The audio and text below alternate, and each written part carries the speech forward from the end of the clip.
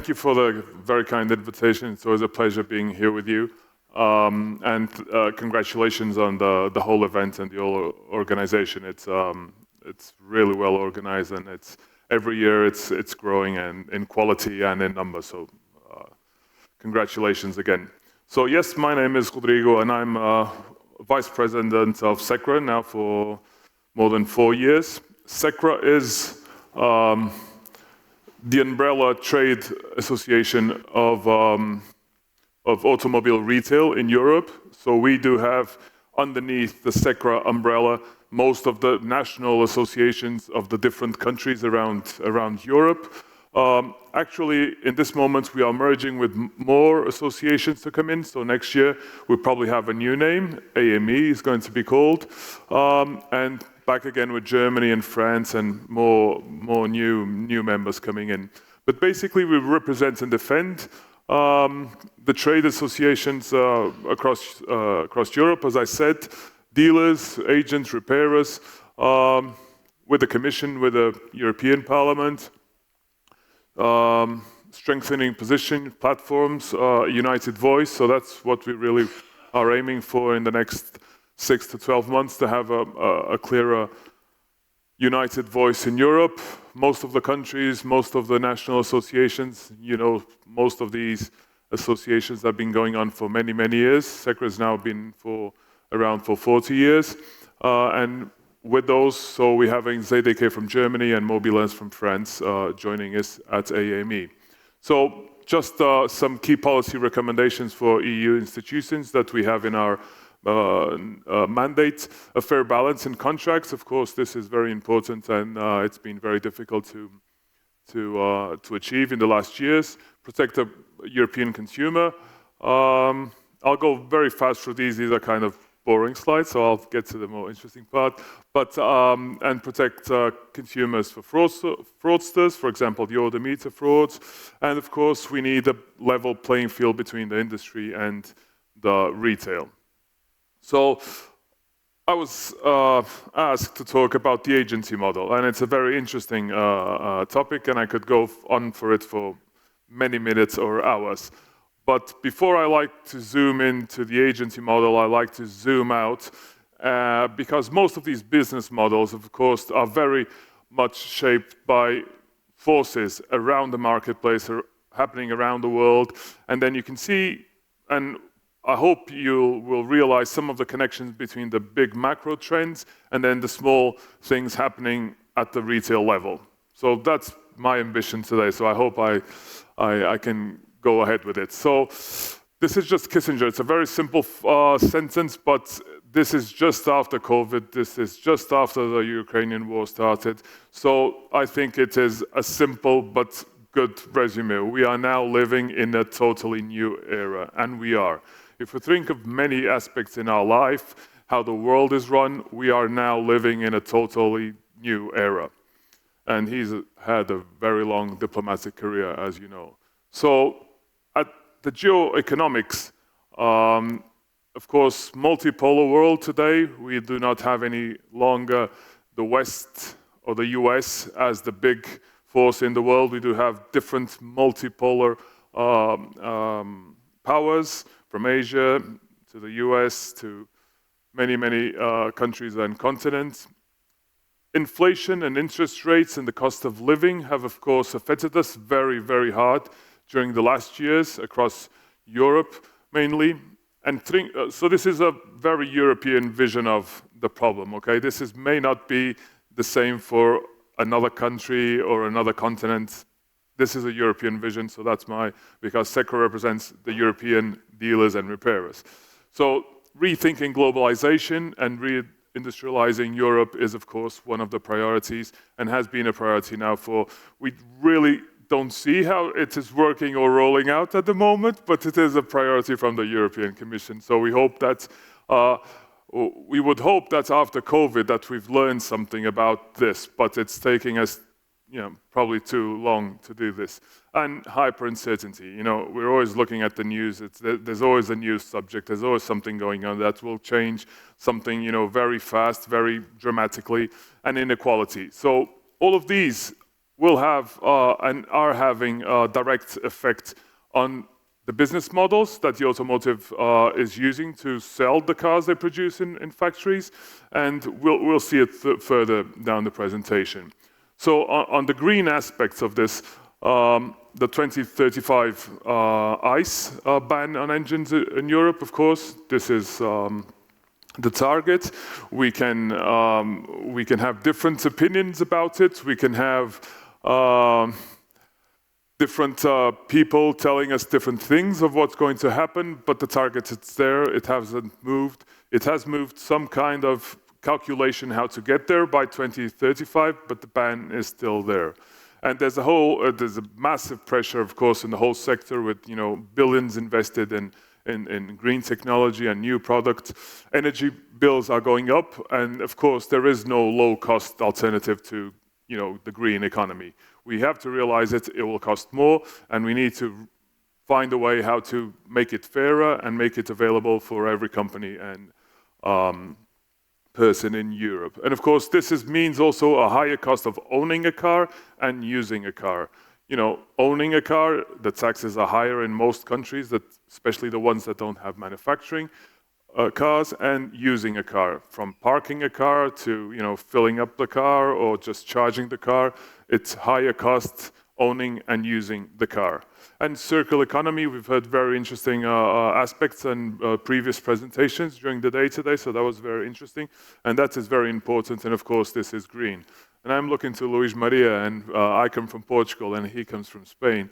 But for us in the Iberia Peninsula, the only energy that makes sense for us is the green one, because we have plenty of sun, we have plenty of wind, and we have plenty of water from hydro energy. So if you think of some countries that's our natural energy sources. So we really have to build up on these green energies and start pushing further into it. Okay, digital. So every business is digital. We've seen since this morning until this afternoon, it's digital. It's all about being ready and having a digital mindset. So every business from a bakery to a big tech company, they're all in the digital economy at the moment. Data and connectivity, of course, and at the moment we're struggling to see where sales and profitability are with this. Who's going to be profitable, who has the know-how, and who has the money. Because if you see the amount of money you need to invest in the future of products in manufacturing in the automotive industry, and you compare the results from the manufacturers, legacy manufacturers, and you compare it to the big tech companies, you realize that the money is not in the automotive. It's in Google, it's in Amazon, it's in Meta. So they're making a lot of money. And most of the manufacturers are struggling along. So it kind of makes us think, where will we get the money to invest in the automotive industry in the future?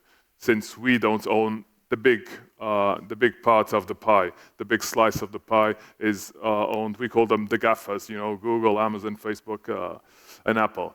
So they own really the big part, the big chunk of the money. And of course, these are also post-COVID trends that make probably most of this a harder life for dealers and repairers across Europe. So remote work, location flexible from home, that means less mileage, less kilometers. You use your car less. If you use it less, it goes less to the servicing. So it's less profitability there on the after sales. We can see a big trend, and this comes a lot, from the macro trend of inequality and having, people, the living costs going up and owning a car and using it more expensive. We see decrease in two-car households. So most families that used to have two cars now sell one and keep one. This is a major trend across Western Europe. But on the other hand, because it is not even, on one side you have families that need to sell a car just to survive and to pay for the extra living costs. On the other hand, you have families that are changing to a bigger one and a better one. So this is the inequality translated into how this happens on the marketplace. And of course, cities. Most people now are living in cities, and it's estimated by 2030 that 60% of the population in the world will live in cities. And this is a massive change, of course, if you think about mobility and driving somewhere around. And we already have 33 mega cities with more than 10 million people living in them. And online, of course, that has changed everything, and it's here to go on, and COVID really pushed it a little bit further and a little bit faster. And healthy and wellness is, of course, a big mindset at the moment. And take Luxembourg here. The incentive today of coming by a taxi or coming by a public transportation, it's healthier. I walked from my hotel to the metro station or to the light rail, and then it's free. You came here to Fleet Days Europe free. So if you have the stimulus there, to cycle because it's healthier, it's cheaper, and it's good for your health. So I really think these post-COVID trends are very happy. They're very happy, and so they're very important for what happens next. So we do have these. I'll call them two. Please ignore the blue. I'll explain why. Because the yellow one. I should have not chosen the yellow if I knew that. The yellow one is a traditional franchise model that's been here for many, many years, and car manufacturers use it for many years. And the other one, of course, is the agency model. Okay, so we started off to seeing the trends, how things are moving, and how this affects the relationship between manufacturers and retailers. So the traditional franchise model some years ago was, the big model that everyone used. But then some years ago, the agency model, and you'll see it probably in the next slide, there was this kind of, and these are some just differences, and of course some legal stuff, which is very boring, but is part of the regulation of this all. Some brands started thinking about, maybe the agency model is the best model to go forward.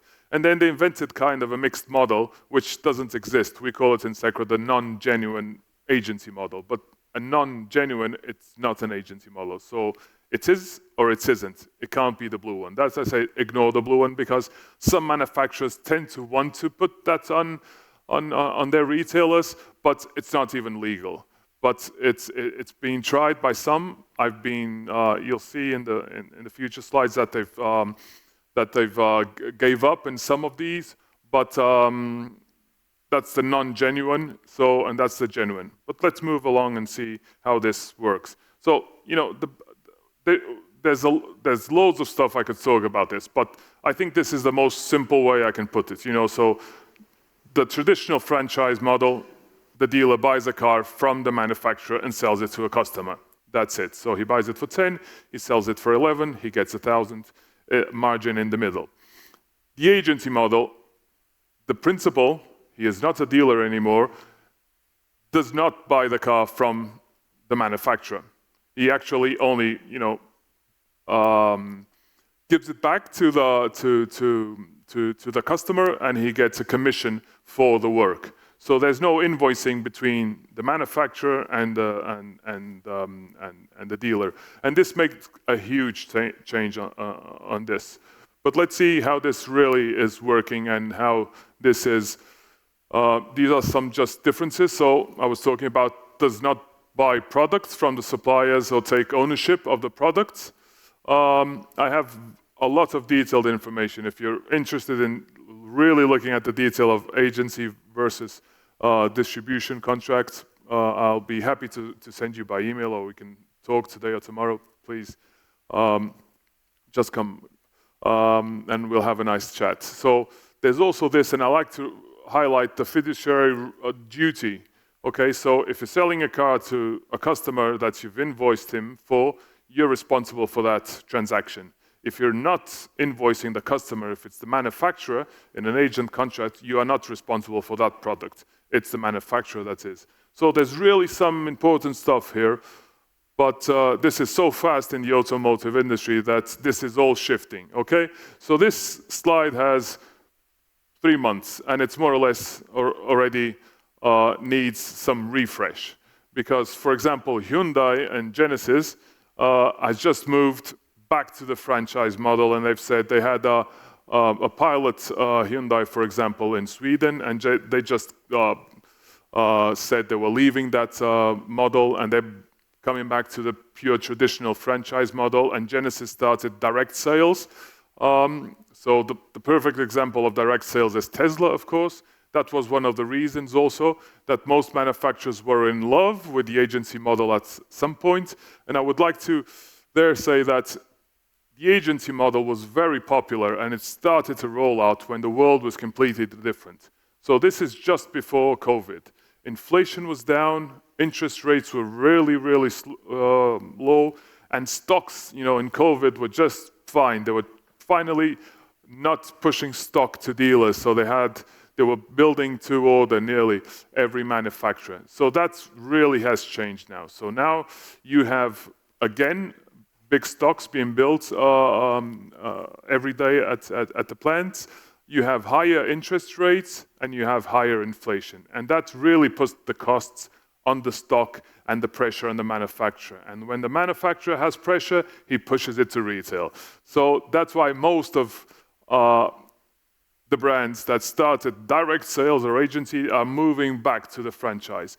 Other brands never started that deal. Toyota is very careful about their connection with their dealers. They've always supported very much their dealer network, so they never even put in their minds that they could roll out on Suzuki, for example. So the Japanese have a more traditional, very close to their retail, so their partners for many years. They don't leave them out to dry.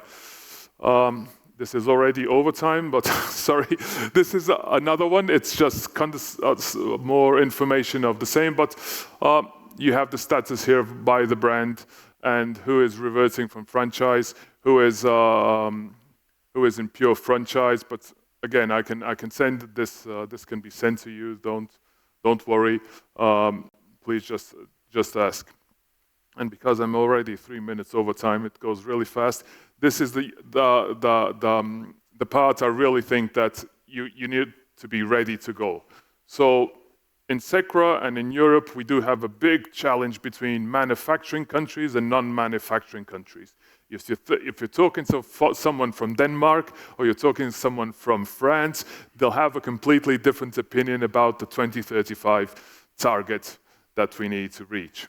Okay, because one is a clearly important manufacturing country and the other doesn't have any car factories in their country. Or if you're talking from the Netherlands to Germany, or that's happening. So postponing the ban is being pushed by some manufacturers across Europe with the Commission.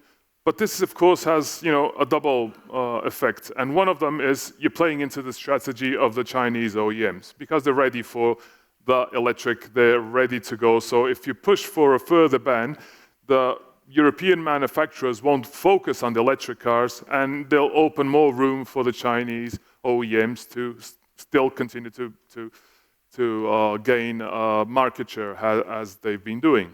So new policies in industry and energy. So we need stimulating the markets. We need the demand for EVs. So we need to stimulate this, be it in fiscal stimulus, and we need infrastructure there. I mean, the manufacturers have done, part of the job, but most governments haven't done what it takes in the infrastructure part of it. And this is really important. And adapt, of course, the frameworks of the market, the framework to get to the target, starting with the market realities, not from the reality we would like to have, but the one that we actually have at the moment. That's really important. And of course, it must work for all European markets and all European customers. So we need e-fuels as also an alternative. We need a clear and simple compliance rules, which are not there yet. And we need to stimulate more the used car markets. We have average age of cars across most countries has been, going up every single year. When I started in 2000, my country in Portugal, the average age of a car used to be 7 years old. Now it's 14 years old. So we need to take these old cars, polluting cars, from the roads and, stimulating also the used car market. So this is just something I took out from The Economist. This was last July. And there's this manufacturing delusion. It's an article in The Economist. If you interested in this, look it up. I think you can find it on anywhere. But the politicians across, most of the world now are saying that manufacturing is so important, that they're giving them everything at all. But actually, if we want to tell the truth, if we want to be competitive in the new market and for the next years, actually the manufacturing jobs for cars is going down. You can see it in China, in their factories. They're highly using robots and autonomous. So it's not about creating more jobs. There's going to be fewer jobs. This example, from 2013 to now, the output has increased by value by 5% with less 6% fewer jobs. So for all countries, it is not possible to take a bigger part of a shrinking pie. So I thought this was important to share with you too. And trade wars and tariffs. Okay, so just the big three in the US, they calculated something like, combined of 7 billion hit of their earnings just for this year. So that's for GM and Stellantis on the tariff war, because most of their products, the ones that they sell, although they are US-based manufacturers, and Stellantis has, of course, Jeep and the other American brands, most of the cars were, being built partly in Canada, partly in Mexico. So that's 7 billion. So when we come back again and say, where's the money to invest in the future? If these guys are taking 7 billion hits as they go along, this is really serious. And in China, of course, the big problem at the moment, they're building too many cars. There's aggressive discounts, and they're paying their bills very late to suppliers. This is a big problem for suppliers, and even BYD, there is a Chinese name for this. I will not pronounce it because I do not know how to say, probably Naiwan or something like that. But look, BYD just promised, they had to promise, the government just pushed them to, they have to pay in 60 days to their suppliers because it was up to 360 days.